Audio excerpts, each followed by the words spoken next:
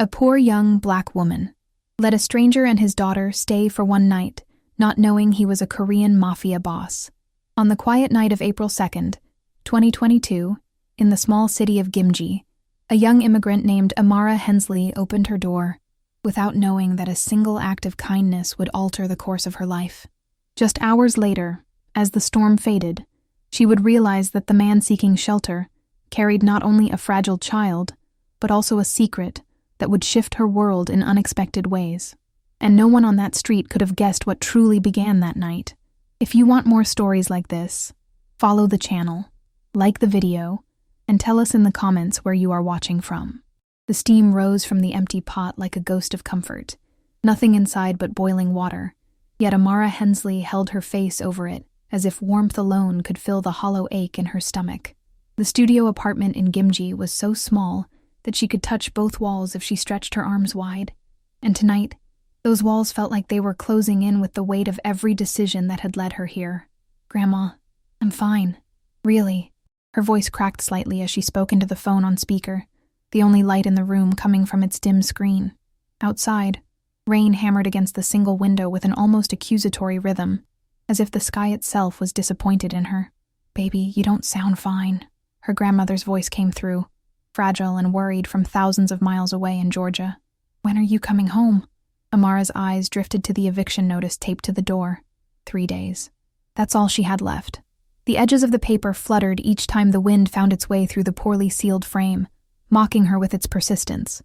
She'd come to South Korea chasing a teaching opportunity that dissolved the moment she arrived, leaving her stranded in a country where she stood out in every room, where her broken Korean made simple tasks feel like climbing mountains, where loneliness had become her most faithful companion.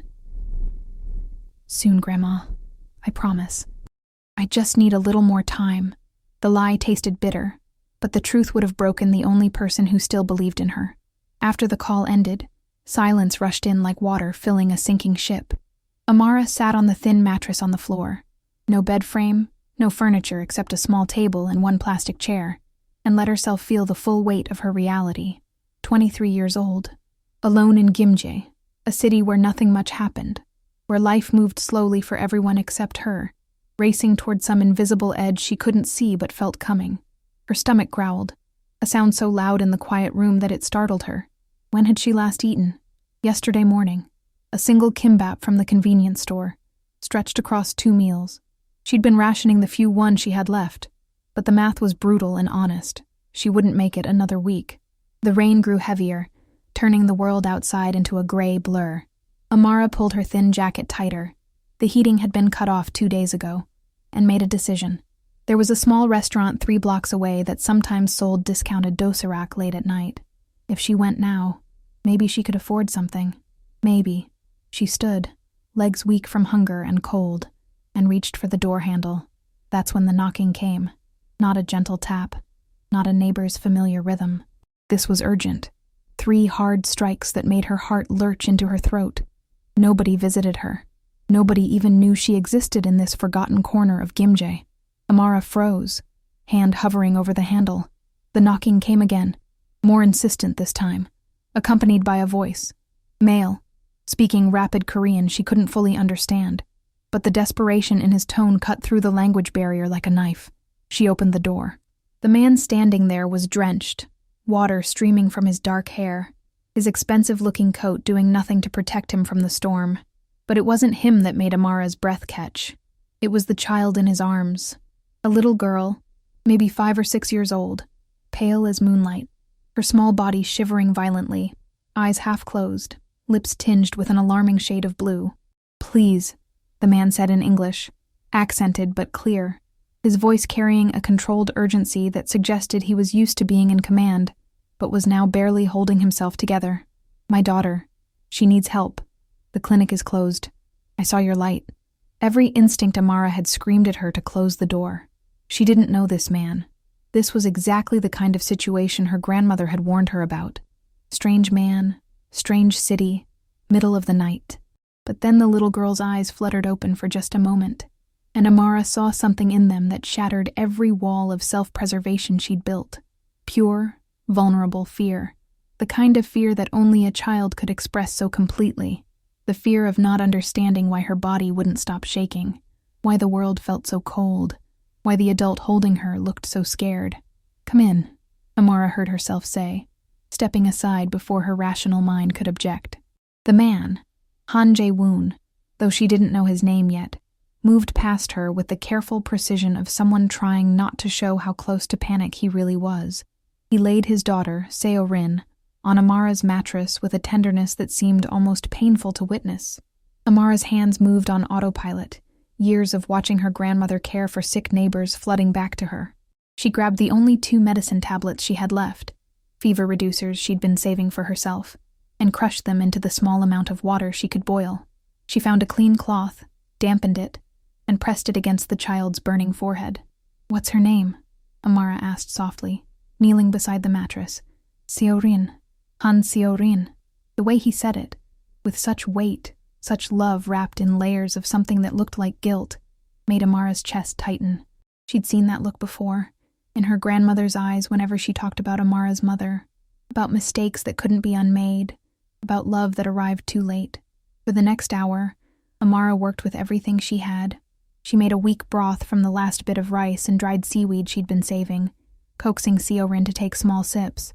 She kept the cloth cool, changed it constantly, spoke in gentle English words she hoped the girl could feel, even if she couldn't understand. Jae-woon watched in silence, standing against the wall like a statue carved from stone and regret. His phone buzzed several times. He ignored it. His eyes never left his daughter. Finally, around midnight, Seo-rin's shivering began to ease. Her breathing steadied. The frightening blue tint faded from her lips. She was sleeping now. Actually sleeping, not that fevered half-consciousness that had terrified them both. Amara sat back on her heels, exhausted, her own hunger forgotten in the wake of relief. She turned to tell Jae-woon that his daughter would be okay, that she just needed rest, that he could probably take her home now. But before she could speak, Seo-rin's eyes opened, clearer now, more aware. She looked directly at Amara, and in a voice barely above a whisper, said something in Korean. Jae-woon translated, his voice breaking. She says, her mother used to tell her that when she was scared, a good person would appear. He closed his eyes, and for the first time, Amara saw the cracks in whatever armor he'd been wearing. "She's asking if you're that person." The silence that followed wasn't empty. It was heavy with questions neither of them had words for, with futures neither could see, with a connection forming in that tiny, cold room that felt somehow inevitable and terrifying all at once. Amara looked at the man standing in her home, a stranger with secrets written in every careful movement, with eyes that had seen things she couldn't imagine, with a daughter who'd just called her the good person her dead mother had promised would come. And she realized, with a chill that had nothing to do with the temperature, that she'd just stepped into something far bigger than a simple act of kindness, something that would change everything. Outside, the rain continued to fall, but inside that small studio in Gimjae, 3 lives had just collided in a way that none of them would ever be able to undo. The night stretched long and uncomfortable, filled with the kind of silence that pressed against your eardrums until you could hear your own heartbeat. Amara sat on the floor, back against the cold wall, watching the rise and fall of Seo-rin's small chest as she slept peacefully now, wrapped in the only blanket Amara owned. The fever had broken completely, leaving behind the gentle breathing of a child lost in dreams that, hopefully, were kinder than her reality. Jae-woon hadn't left. He'd positioned himself on the plastic chair near the door, his posture unnaturally straight despite the hours that had passed. Even sitting, he commanded the space in a way that made the tiny studio feel even smaller. His coat had dried into stiff wrinkles, and in the dim light from the single lamp, Amara could see details she'd missed in the panic of Seo-rin's arrival. His hands, for instance. They were clean, well-maintained, but there were marks, faint scars across his knuckles that spoke of impacts, of violence controlled but not absent. The watch on his wrist was understated but clearly expensive, the kind of thing that cost more than 6 months of the rent she couldn't pay. And the way he held himself, that careful stillness, reminded her of coiled springs, of energy contained but ready to explode at any moment. "You should take her home," Amara finally said, her voice hoarse from exhaustion. "She'll be more comfortable in her own bed." Jae-woon's eyes shifted to her, and she felt the weight of his gaze like a physical thing. "I need to ask you something," he said, his English precise, each word chosen carefully. "Can we stay here? Just for tonight, until morning." It wasn't really a question. The way he said it carried an undercurrent of something Amara couldn't quite name. Not quite a threat, but not quite a request either. It was the tone of someone used to having their wishes become reality, yet aware enough to frame them politely. "I don't understand," Amara said, pulling her thin jacket tighter around herself. "You clearly have somewhere to go. Somewhere better than here. Sometimes the best place to be is the one no one expects." He glanced at his daughter, and something softened in his expression, something that looked almost like fear. "Please, I'll compensate you for the inconvenience." Before Amara could protest, his phone buzzed again. It had been doing that periodically throughout the night, a persistent intrusion he'd been steadfastly ignoring. This time, though, he stood and moved toward the door, answering in rapid Korean that was too quick and too quiet for Amara to catch more than fragments. But she heard enough.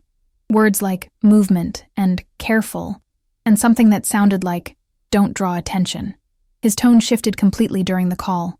Harder, sharper, the voice of someone giving orders rather than making requests. When he spoke, people listened. When he commanded, things happened. Amara's heart rate picked up, that survival instinct she'd been suppressing finally breaking through the exhaustion. She looked at Seo-rin, still sleeping peacefully, then at the door where Jae-woon stood with his back to her, speaking in tones that suggested consequences for failure. What had she let into her home? When he ended the call and turned back, his expression had shifted again, smoothed over, carefully neutral. He noticed her staring and offered something that might have been meant as a reassuring smile, but landed somewhere closer to resigned. "Who are you?" Amara asked, the question escaping before she could stop it. Jae-woon returned to his chair, and for a long moment, he simply looked at her. Really looked, as if trying to decide how much truth she could handle. The silence between them felt charged, dangerous, like standing too close to electrical wires during a storm. "Someone who's already lost more than I could afford to lose," he finally said, his voice carrying the weight of confessions he wasn't quite making. "Someone who's trying very hard not to lose anything else." It wasn't an answer. It was a warning wrapped in vulnerability, and somehow that made it more unsettling than if he'd simply refused to respond. Amara's eyes drifted around her apartment, seeing it now through a different lens. The eviction notice on the door, the empty pot still sitting on the counter. Her entire life reduced to this one small room where a stranger and his sick child had appeared out of the rain like characters from a story she didn't know she was part of. As if reading her thoughts, Jae-woon shifted in his chair, and something fell from his coat pocket. A small metallic object that hit the floor with a soft clink and rolled toward Amara's foot. She picked it up instinctively, her fingers closing around cool metal shaped into an intricate design. It was an insignia of some kind, beautifully crafted, depicting a stylized tiger with Korean characters she couldn't read, the kind of thing that meant something to people who understood its language. Jae-woon's hand shot out, faster than she expected, but he stopped himself before reaching her, his jaw tight. "That's mine." "What is it?" Amara asked, not handing it back yet, studying the weight of it in her palm. "A reminder," he said quietly, "of responsibilities I can't walk away from." She gave it back, and their fingers brushed for just a second. His were cold despite the hours indoors, and she wondered what kind of life made a person's hands that cold even in shelter. Dawn was still hours away, but Amara knew she wouldn't sleep.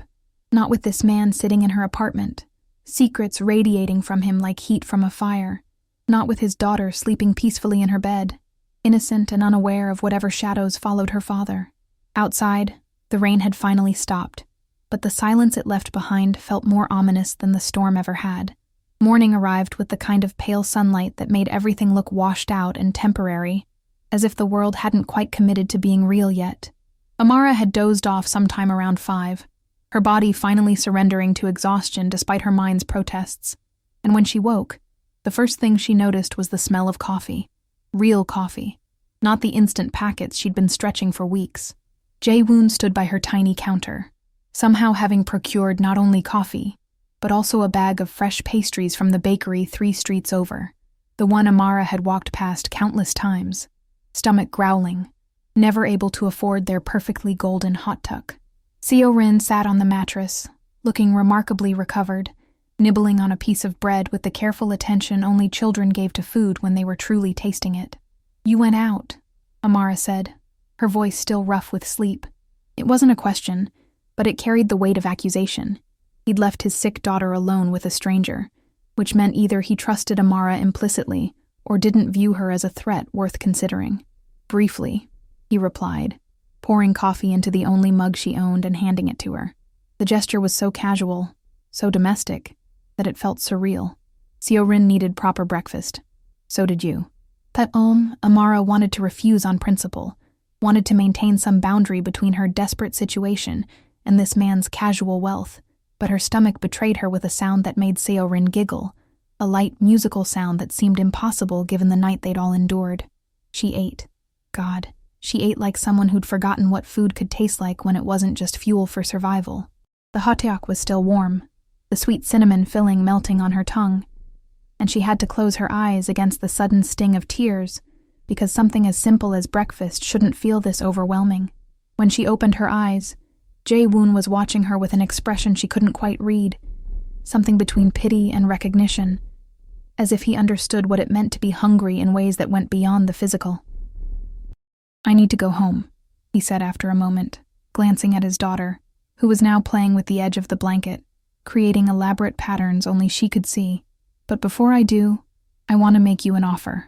Amara set down the coffee, suddenly wary. "What kind of offer?" "Work for me. Take care of Seo-rin." The words came out measured, businesslike, but there was something underneath them, something almost desperate. Her mother passed away 3 months ago. Cancer. Very quick, very... He paused, searching for the word. Devastating. Since then, she's had caregivers, but none of them connect with her. None of them see her the way you did last night. "I don't know anything about you," Amara said, even as her mind was already calculating what this could mean. Money for food, for rent, for sending back to her grandmother who was living in a facility Amara could barely afford even before coming to Korea. "You know I'm a father who loves his daughter," Jae-woon replied, and there was steel in his voice now, the kind of certainty that didn't allow for argument. "You know I'm willing to pay well for someone who treats her with genuine kindness rather than obligation. I'll provide housing, food, a salary that will be more than fair. All I ask is that you care for her as you did last night, like she matters." The apartment suddenly felt too small for this conversation, for the weight of what he was proposing. Amara looked at Seo-rin, who had stopped playing with the blanket, and was watching them both with those impossibly large eyes, understanding perhaps not the words, but definitely the tension. "Where do you live?" Amara asked. "I have a house on the outskirts of the city. Private, secure, comfortable." He pulled out his phone, showing her photos of a modern Korean house, all clean lines and traditional elements mixed with contemporary luxury. It looked like something from a magazine, not a place where real people lived real lives. "And what exactly do you do? For work?" The question hung in the air, sharp and necessary. Jae-woon's expression didn't change, but something flickered behind his eyes. Calculation, perhaps, or the decision of how much truth to offer. "I manage business interests in the Jeolla region. Import, export, various ventures. It's complicated and often requires my attention at irregular hours, which is why I need someone I can trust with Seo-rin." It was an answer designed to sound complete while revealing almost nothing. Amara heard all the spaces between his words, all the things he wasn't saying, but she also heard the eviction notice rustling against her door whenever the wind found its way through the cracks. "I need to think about it," she said, but they both knew she was going to say yes. When you're drowning, you don't interrogate the person throwing you a rope about their motivations. "Of course." Jae-woon stood, moving with that same controlled grace that suggested every movement was intentional, nothing wasted. "I'll return this evening for your answer. In the meantime," he placed an envelope on the small table. "Consider this a thank you for last night. No obligations attached." After they left, Seo-rin waving shyly from her father's arms, looking so much healthier than the pale, shivering child from the night before, Amara opened the envelope. Inside was more money than she'd seen in months, enough to cover her back rent with plenty left over. She should have felt relieved. Instead, she felt like she'd just been purchased, and the price, while generous, was still somehow not enough for what she suspected she'd just agreed to give up. But beggars couldn't be choosers, and Amara Hensley was, quite literally, a beggar in a foreign land with nowhere else to turn. She picked up her phone and called her grandmother, this time with real news to share. even as a small voice in the back of her mind whispered that she should be careful what she wished for. Some opportunities, after all, came with prices that couldn't be calculated until it was far too late to refuse them. The house was nothing like the photos had suggested. Pictures could capture space and design, the clean aesthetic of modern Korean architecture blended with traditional Hanok elements, but they couldn't convey the feeling of a place. And this place felt like it was holding its breath, waiting for something to either begin or end. Amara had arrived 3 days ago with a single suitcase containing everything she owned, which felt almost embarrassing when faced with the sheer scale of the residence. Her room was larger than her entire studio apartment had been, with an ensuite bathroom that had heated floors and a window overlooking a meticulously maintained garden where pine trees stood like silent sentinels. But it was the people that unsettled her more than the luxury. Oh Seung-ho, the head of security, was a man built like a wall, broad-shouldered, silent, with eyes that tracked movement the way predators tracked prey. He'd given Amara a single nod when Jae-woon introduced them, his expression carefully neutral, but she'd caught the brief flicker of something else. Surprise, maybe, or concern. Either way, it wasn't welcoming. Then there was Yoon Areum, Jae-woon's assistant, a woman in her late 30s with the kind of polished appearance that suggested she never had a hair out of place even in a typhoon. Her smile had been professional, practiced, but her eyes had lingered on Amara with an assessment that felt almost clinical, as if calculating exactly how long this arrangement would last, before it inevitably failed. The household staff, a cook, 2 housekeepers, a gardener, all maintained the same careful distance, speaking to Amara in polite but minimal Korean, their conversations with each other stopping abruptly whenever she entered a room. She'd catch fragments sometimes, words she was learning to recognize. Foreign, unusual, why her? But Seo-rin made it all bearable. The little girl had attached herself to Amara, with the kind of desperate affection that broke your heart, even as it filled it. She'd take Amara's hand while walking through the house, teaching her Korean words for everyday objects with the patient enthusiasm of a natural teacher. Check, she'd say, pointing at a book. Cut, touching a flower in the garden. Yama, she'd whispered once, so quietly Amara almost missed it. Her small hand pressed against Amara's cheek. Mother.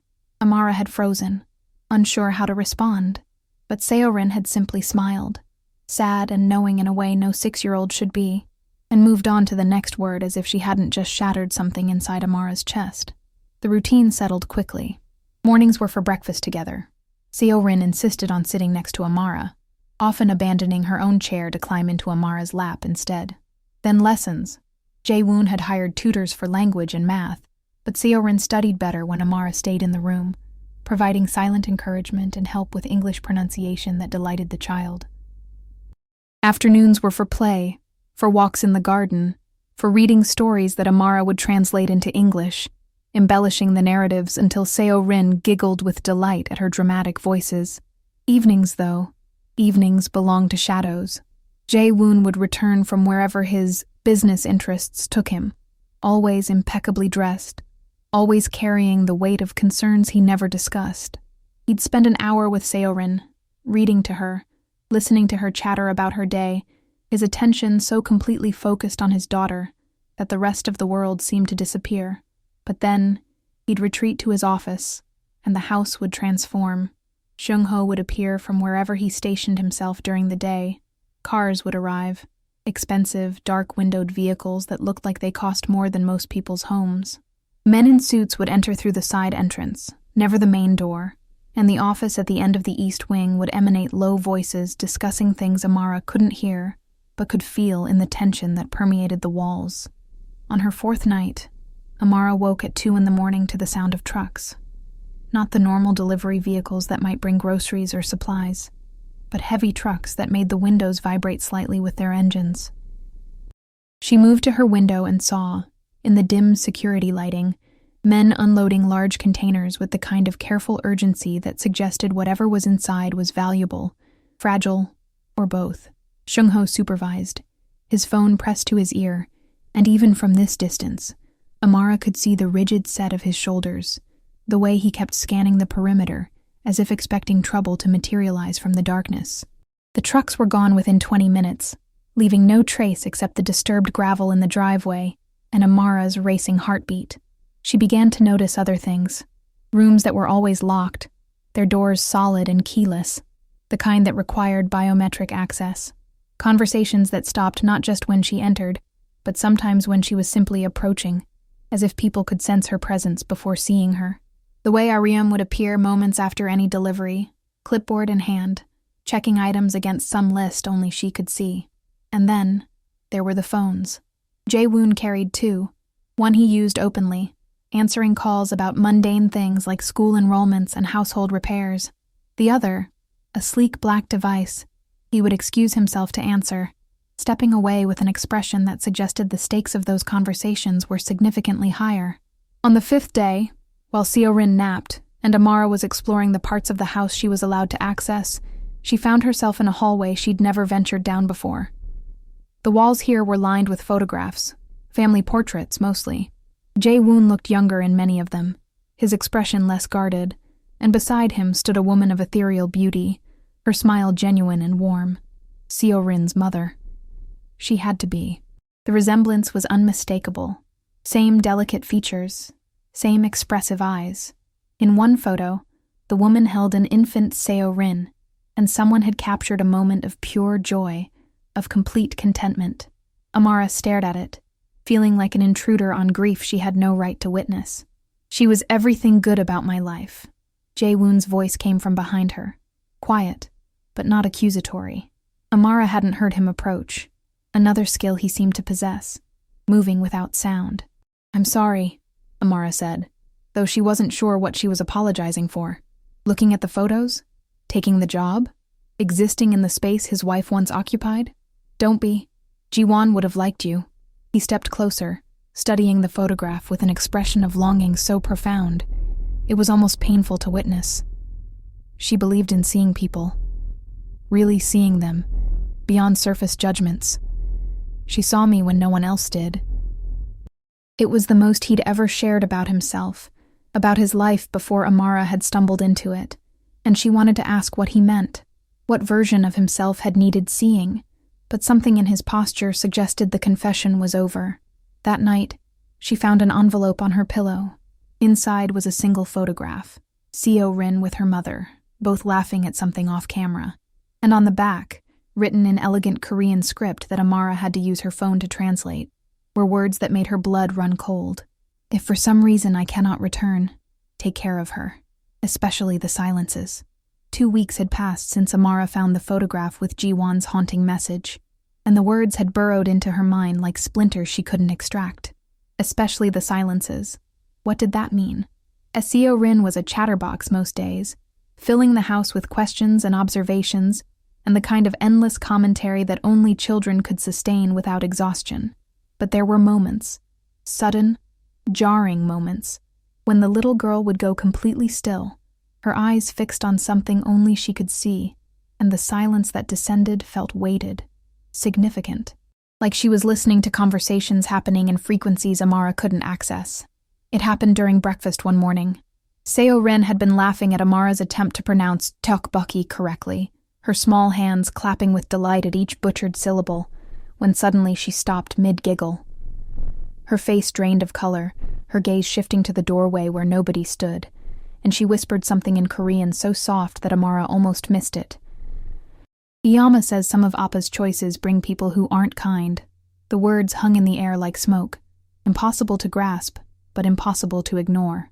Before Amara could respond, Seo-rin blinked, shook her head as if clearing water from her ears, and resumed eating as if nothing had happened. But something had happened. Something that made Amara's skin prickle with unease, that had nothing to do with temperature.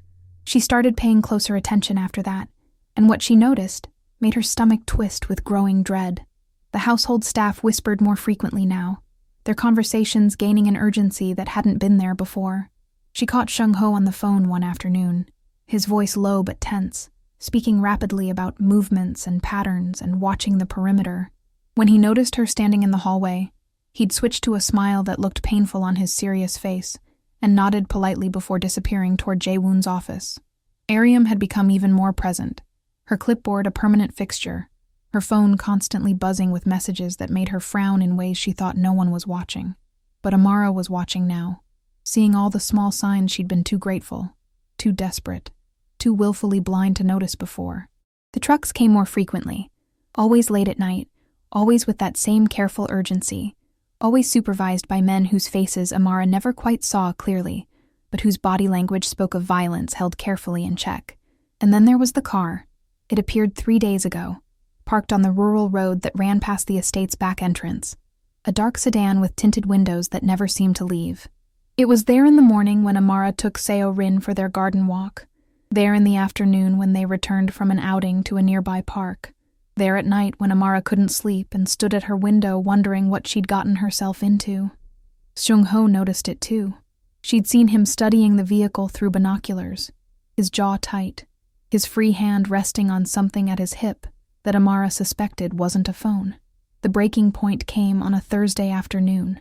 Amara had been trying to reach the assisted living facility where her grandmother stayed, just the weekly check-in she'd maintained religiously since moving to Jae-woon's house. But this time, instead of the familiar receptionist, a man answered, voice professional but unfamiliar. "I'm calling about Grace Hensley," Amara said, her heart already beginning to race for reasons she couldn't name. "I'm her granddaughter." "Ah, yes. Mrs. Hensley is no longer with us." The world tilted. "What? Is she—" "She's fine," the man interrupted quickly. Too quickly. "She was collected by a family member 2 days ago. They said they'd be taking her somewhere more comfortable." "What family member?" "I'm her only family." Amara's voice was rising now, panic bleeding through her carefully maintained composure. "Who came for her?" I don't have that information. The paperwork seemed in order. A man, I believe. He had all the correct authorization." After the call ended, Amara barely remembered hanging up. Her hands were shaking so badly. She sat on her bed staring at nothing, her mind racing through possibilities that all led to the same terrifying conclusion. Someone had taken her grandmother. Someone who knew exactly where to strike to make Amara compliant, controllable, trapped. Her phone buzzed. Unknown number. For a moment she considered ignoring it, but her grandmother's face appeared in her mind, and she answered with trembling fingers. No voice, just a notification that a photo had been received. Amara's breath stopped completely. The image showed her grandmother sitting in the back of a vehicle, visible through a partially open door. She looked confused but unharmed, her familiar cardigan wrapped around her thin shoulders, her expression one of bewildered concern. But it was the caption below that made Amara's blood turn to ice. "She's comfortable. For now. If you want to keep her that way, you'll come alone to the address we send. Tell no one. We know you're living with interesting people. Let's keep this between us." Another message appeared immediately after. An address in Gochang, about 40 minutes away, with a time. 8 p.m. tonight. Amara's hands wouldn't stop shaking. This wasn't random. This wasn't a mistake. Someone had researched her, found her only vulnerability, and was now using her grandmother as leverage for something she didn't understand. She thought about going to Jae-woon, about showing him the messages and asking for help, but the warning echoed in her mind. We know you're living with interesting people, and she realized with horrible clarity that whoever had taken her grandmother knew exactly who Jae-woon was, exactly what he was capable of, and had chosen to target Amara specifically because of her connection to him. This wasn't about her. It had never been about her. She was just a piece in a game she didn't know she was playing, and the only person who would pay for her ignorance was a 78-year-old woman who'd done nothing wrong except love her granddaughter enough to believe in her dreams. Amara looked at the clock. 5 hours until the meeting. 5 hours to decide if she was brave enough or foolish enough to walk into obvious danger alone. But really, there was no decision to make. Her grandmother had sacrificed everything to raise her after her mother died, had worked double shifts and skipped meals and never once complained about the burden of suddenly having a child to care for in her retirement years. Some debts couldn't be measured. Some loves demanded everything, even when everything meant walking into darkness with no guarantee of light on the other side. Amara stood, her legs steadier than she expected, and began to plan. She'd go. She'd face whatever waited at that address, and she'd do it alone, because the alternative, letting her grandmother become collateral damage in someone else's war, was simply unthinkable. Outside her window, that same dark sedan sat on the road, patient and predatory, like it had been waiting for this moment all along. Amara had made it as far as the garden gate before Sung-ho appeared, materializing from the shadows with the uncanny timing of someone who'd been watching her every move.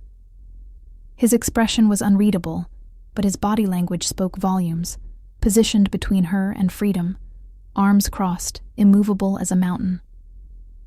"Going somewhere, Miss Hensley?"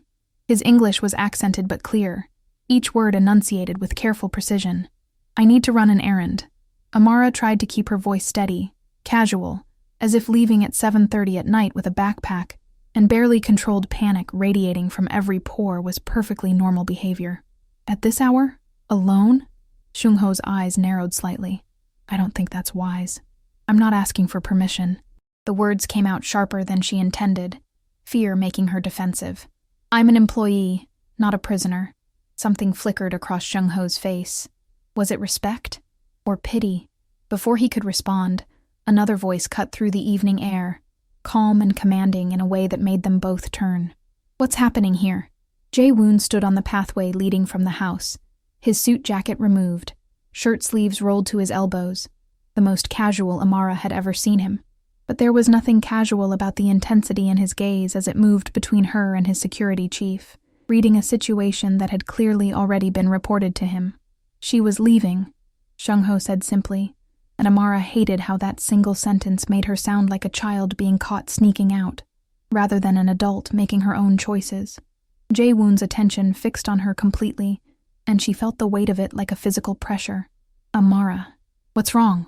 For a moment, she considered lying, considered making up some excuse about needing air, needing space, needing anything but the truth. But the photo of her grandmother flashed in her mind, that confused, frightened expression, and something inside her cracked.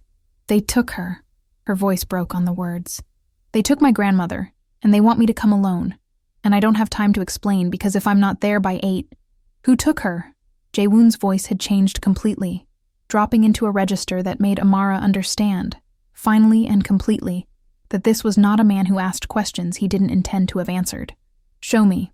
Her hands shook as she pulled out her phone, showing him the messages, the photo, the address in Gochang. He studied the screen with an expression that grew progressively darker, his jaw tightening until she could see the muscle jumping beneath his skin. "This is because of me." It wasn't a question. It was a statement of fact delivered with the kind of guilt that suggested he'd been waiting for something like this to happen. "They're using you to get to me. I don't care why they did it," Amara said, surprised by the strength in her own voice despite the tears now streaming down her face. "I care about getting her back. She raised me. She's all I have. And if going alone means she stays safe, then that's what I'm going to do." "Absolutely not." Jae-woon's response was immediate and non-negotiable. "These people don't make fair exchanges. You go alone, they'll take you both, use you as leverage for whatever they really want. This isn't about your grandmother. She's just bait." "Then what do I do?" The question came out as almost a scream, all her fear and frustration and helplessness pouring into those 4 words. "Tell me what I'm supposed to do, because I can't just abandon her." Sung-ho had pulled out his phone, speaking rapidly in Korean, already mobilizing resources Amara couldn't begin to understand. Jae-woon stepped closer, and to her complete surprise, placed both hands on her shoulders, not restraining, but grounding, his touch firm and steady when everything else was spinning out of control. "You're going to trust me," he said quietly, his eyes locked on hers with an intensity that demanded belief. "I'm going to get your grandmother back safely, but I need you to stay here. Stay with Seorin, and let me handle this the right way." "The right way?" Amara laughed, the sound bitter and broken. "What's the right way? Who even are you? What kind of business requires armed security and midnight deliveries and people taking hostages?" The questions she'd been suppressing for weeks came pouring out. "What have I walked into? What have I put my grandmother in danger for?" Jae-woon's expression shifted, something between regret and resignation crossing his features. "I handle things that operate in gray areas. Import, export, protection services, territory management. Some of it's legitimate business. Some of it exists in spaces the law doesn't quite reach. I've tried to keep it separate from Seorin, from home, from anyone innocent." His grip on her shoulders tightened slightly, but clearly I've failed. The admission hung between them, heavy with implications Amara's mind was too overwhelmed to fully process. She thought about Seo-rin's innocent face, about Ji-won's message about choices that bring unkind people, about all the signs she'd seen, but not understood until it was too late. "I'm going with you," she said finally, pulling away from his hands. "She's my grandmother. I'm not hiding here while you—" "No." The single word carried absolute authority. "They expect you alone. If I show up with you, they might panic, might hurt her just to prove they're serious. But if I go in quietly, with people who know what they're doing, we can extract her before anyone realizes what's happening." Aryam appeared then, seemingly summoned by some invisible signal, carrying a laptop and speaking urgently to Jae-woon in Korean. Amara caught words that her limited vocabulary recognized. Location, 3 vehicles, 20 minutes. Everything was moving too fast. Decisions were being made around her, about her grandmother's life, about risks Amara couldn't calculate, about a world she'd stumbled into like Alice falling down a rabbit hole. Except this wasn't Wonderland. This was something far darker and more dangerous. "Please." She hated how small her voice sounded, hated the desperation that made her willing to beg. "Please bring her back." Jae-woon's expression softened for just a moment, and she saw in his eyes the same fear he must have felt that rainy night when Seo-rin was sick, the terror of potentially losing someone irreplaceable. "I will. I promise you, Amara. Whatever it takes." He turned to leave, Jung-ho falling into step beside him, already coordinating logistics on his phone. But before disappearing into the house, Jae-woon looked back one more time. "Stay with my daughter. Don't answer your phone unless it's me." "And Amara?" He paused, something unreadable flickering across his face. "I'm sorry for all of this." Then he was gone, and Amara stood alone in the garden as night settled completely around her, wondering if she'd just made the biggest mistake of her life by trusting a man she barely knew to save the person she loved most in the world. The hours crawled by like wounded animals, each minute stretching into something that felt closer to eternity than time. Amara sat in Seo-rin's room, watching the little girl sleep with an innocence that felt almost obscene, given everything happening just beyond these walls. The nightlight cast soft shadows across the child's face, and Amara found herself memorizing every detail. The way Seo-rin's hand curled near her cheek, the gentle rise and fall of her breathing, the small stuffed rabbit tucked under her arm. What would happen to this child if everything went wrong tonight? If Jae-woon didn't come back? If Amara's grandmother— She couldn't finish the thought. Couldn't let her mind travel down roads that led to outcomes she wasn't strong enough to face. Her phone sat in her lap, silent and accusing. No calls, no messages. Just the crushing weight of waiting while other people made life and death decisions in her place. It was just past 9:30 when she heard it, a sound so out of place that it took her several seconds to process what it meant. Running footsteps in the hallway, urgent and light. Then Seo-rin's door burst open, and there she was, the little girl who should have been asleep, standing in the doorway with tears streaming down her face and terror written in every line of her small body. "Appa!" She sobbed the word, over and over, her entire frame shaking. "Appa, Appa, Appa." Amara was on her feet instantly, gathering the child into her arms, feeling Seo-rin's heart racing against her chest like a trapped bird. "It's okay, sweetheart. It's okay. Your father will be back soon. He's just—" "No!" Seo-rin pulled back, her eyes wild with something beyond ordinary fear. "Yama showed me. In my dream. Bad people. Appa in danger. We have to find him!" Before Amara could respond, before she could soothe or reason or explain why they absolutely could not go anywhere, Seo-rin had slipped from her grasp and was running, actually running down the hallway with a determination that seemed impossible for someone so small. "Seo-rin, wait!" Amara chased after her, her heart pounding with a different kind of panic now. The household staff had left for the evening. Jung-ho and most of the security team were with Jae-woon, and suddenly, this massive house felt too empty, too vulnerable, too exposed.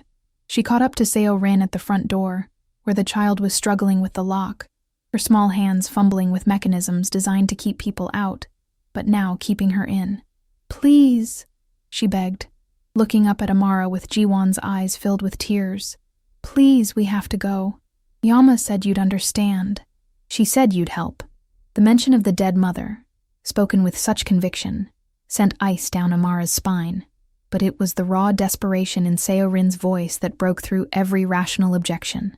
This child had lost her mother 3 months ago, was now terrified of losing her father, and whether her dream was prophetic or just trauma manifesting in sleep, the fear was absolutely real.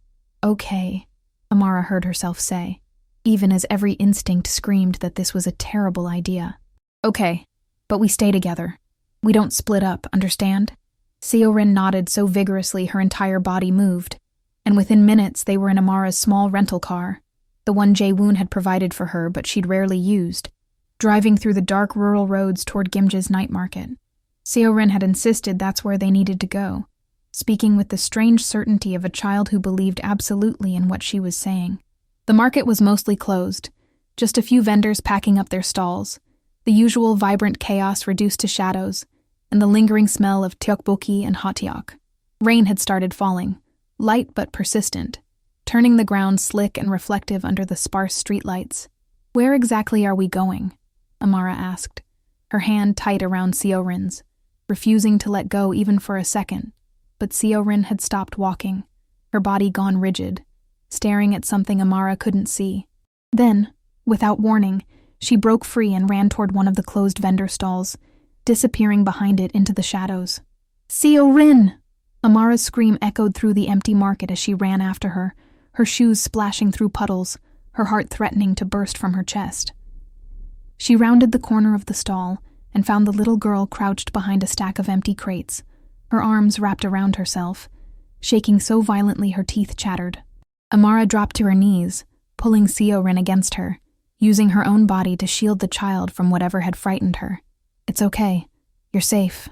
I've got you." Then she heard it, the sound of a car engine idling close by, too close, the distinctive purr of an expensive vehicle moving slowly, deliberately, like a predator stalking prey. She risked a glance around the edge of the stall and felt her blood freeze solid in her veins. The dark sedan from the road, the one that had been watching the house for days, was now parked at the edge of the market, its headlights cutting through the rain. As she watched, the rear window lowered just a few inches, not enough to see who sat inside, but enough to make it absolutely clear. They were being observed. This wasn't coincidence. This wasn't random.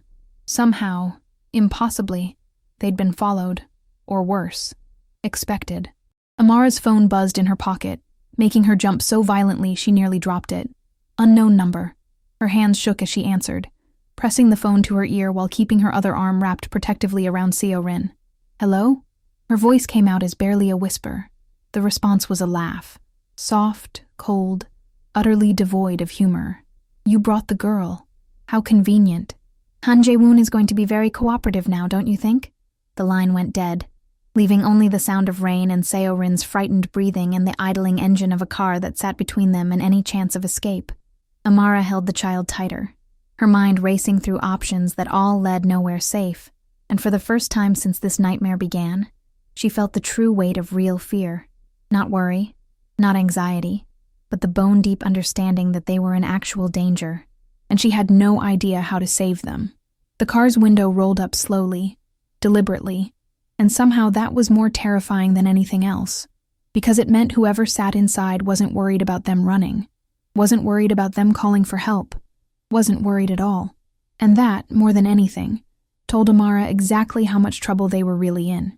The sound of tires on wet pavement cut through the rain. Not the menacing sedan, but several vehicles arriving in quick succession, their headlights creating a barrier of light between Amara and the threat that had been circling them like a shark. She recognized the first car immediately. Jae-woon's black SUV, followed by 2 others carrying Sung-ho and the security team. What happened next unfolded with the choreographed precision of people who'd done this before. The sedan tried to leave, but found itself blocked. Doors opened. Men in dark clothing emerged from Jae-woon's vehicles, moving with purpose but not aggression, a show of force that said everything without requiring violence. And then Jae-woon himself was there, running through the rain toward them with an expression Amara had never seen on his carefully controlled face. Raw, unfiltered fear. He dropped to his knees beside them behind the vendor stall, his hands immediately checking Seorin for injuries, his eyes scanning Amara with the same desperate assessment. "Are you hurt? Either of you?" His voice was rough, strained, barely recognizable. "We're okay," Amara managed, though her voice shook with the aftershocks of adrenaline. "My grandmother?" Safe. At the house. Sung-ho brought her back an hour ago. His attention shifted to his daughter, switching to Korean, his tone gentle but urgent. Seo-rin responded in a tumble of words, still crying, and whatever she said made Jae-woon close his eyes like he'd been struck. The confrontation with the sedan occupants was handled out of their sight, Sung-ho and his team managing it with quiet efficiency that suggested this wasn't the first time they'd negotiated with people who operated outside the law. By the time Jae-woon carried Seo-rin to his car, the little girl refusing to let go of either her father or Amara, the sedan and its occupants had disappeared into the night, leaving only the rain and the lingering taste of danger barely avoided. The house felt different when they returned. Amara's grandmother was there, sitting in the main living room wrapped in blankets, looking tired but unharmed, and the reunion was everything Amara needed. Solid arms, familiar smell of lavender lotion, the whispered reassurances that they were both okay, they were both safe, everything would be all right. But it wasn't all right. Not really, and everyone in that room knew it. The next 3 days passed in a strange limbo. Jae-woon was different, quieter, more present, but carrying the weight of decisions Amara could see him wrestling with in the hours he spent alone in his office. He made calls, had meetings that lasted late into the night, and gradually, the household began to shift. Security increased, but also changed. The threatening presence of armed men gave way to something more subtle, protection that didn't feel like imprisonment. Sung-ho explained in his careful English that Jae-woon was restructuring his interests, pulling back from certain operations, delegating responsibilities, choosing different paths. It was on the 4th day that Jae-woon asked Amara to walk with him in the garden. Spring had fully arrived, and the plum trees were in bloom, their delicate flowers creating clouds of pink and white against the blue sky. "I can't promise you safety," he said finally, standing beneath one of the trees, petals falling around them like snow. "Not complete safety. The life I've lived, the choices I've made, they leave marks that don't disappear just because I want them to." "I know," Amara replied, and she did. The last few weeks had stripped away any illusions she might have had about fairy tale endings. "But I can promise honesty and effort, and that every decision I make from now on will consider not just what's expedient, but what's right." He turned to face her fully, and she saw in his eyes something vulnerable and hopeful and terrified all at once. "Seo-rin has chosen you, not as a replacement for her mother. No one could be that, but as someone she needs in her life, someone who sees her and protects her and loves her despite all the complications." "And what have you chosen?" The question came out softer than Amara intended, but she needed to know, needed to understand what this was, what they were becoming. "I've chosen to be better than I've been, to be the father Seo-rin deserves, to be someone worthy of the trust you've placed in me, even when I didn't earn it." He paused, reaching out to catch one of the falling petals, studying it with the careful attention of someone seeing beauty he'd forgotten existed. "I've chosen to ask if you'll stay, not because I'm paying you, but because you want to. Because this, us, whatever we're building, matters to you the way it's starting to matter to me." Amara looked back toward the house, where she could see Seo-rin's face pressed against the window, watching them, and her grandmother sitting beside the little girl, both of them safe and together, and part of something that defied easy definition. Fear didn't disappear. It sat in her chest like a stone, a constant reminder of how quickly safety could shatter, how much danger came with loving people whose lives touched darkness. But alongside that fear was something else, something that felt like purpose, like belonging, like the kind of family that wasn't defined by blood but by choice. "I'm afraid," she admitted, meeting Jae-woon's eyes. "Every day, I'm afraid of what might happen."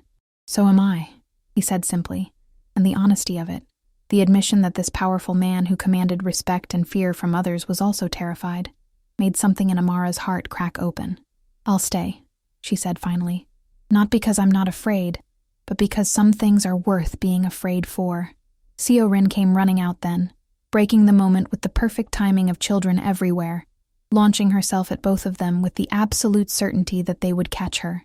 They did, all 3 of them tangling together under the plum trees, and for a moment, just one perfect moment, everything felt possible. Later, as they walked back toward the house, Seo-rin took something from her pocket, a single plum blossom, carefully preserved, and tucked it into Amara's hand. "You stay?" she asked in careful English, her small face serious and hopeful. "Even with scared?" Amara looked at the flower, at this child, at the man beside them who was trying so hard to be different than he'd been, and felt the weight of a future that wouldn't be easy but might be real. "Yes," she said, closing her fingers gently around the blossom. Even with scared, the silence that followed wasn't empty or frightening. It was full of promises unspoken, of futures uncertain, of love that chose to exist despite danger rather than wait for safety that might never come. And sometimes, that was enough. Sometimes, that was everything. Sometimes the smallest choice becomes the turning point of an entire life. Amara opened a door that night thinking she was helping a stranger, unaware that she was also stepping into a world that would challenge her courage, redefine her fears, and test the limits of her heart. Every moment that followed was shaped not by certainty, but by the quiet bravery of someone who had almost nothing, yet chose to give everything she had. And perhaps that is what stays with us long after the story ends, the reminder that even the most fragile hope can light a path through the darkest uncertainty. But ask yourself this: if you were in Amara's place, standing alone in the cold with nothing left to lose, would you have opened that door? Would you have trusted a man whose silence carried more weight than his words? And when fear finally settled in, would you have stayed, or walked away from a connection that felt both dangerous and undeniable? These are questions without easy answers, the kind that reveal who we truly are beneath the surface. In the end, their story is not about perfection or safety. It is about the impossible choices we face when love, fear, and truth collide. It challenges us to consider what we protect, what we risk, and who we become when life asks more of us than we ever expected. And as you leave this story behind, let one thought linger. Sometimes the heart makes decisions long before the mind understands why.